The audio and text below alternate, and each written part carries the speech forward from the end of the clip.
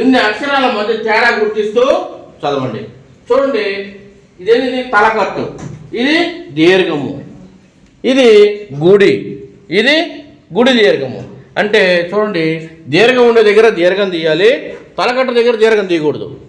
అదేవిధంగా గుడి దగ్గర దీర్ఘం తీయకూడదు, గుడి దీర్ఘం దగ్గర దీర్ఘం తీయాలి. నేను చెప్తాను, మీరు పలకండి. ఓకే? కా కా, లా లా, వా వా, సా సా, తి తి, పి పి,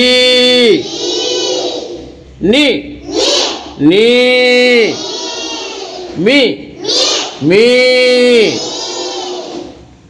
ఈ విధంగా దీర్ఘం ఉండే దగ్గర దీర్ఘం తీయాలి, దీర్ఘం లేని దగ్గర దీర్ఘం తీయకూడదు. ఓకేనా?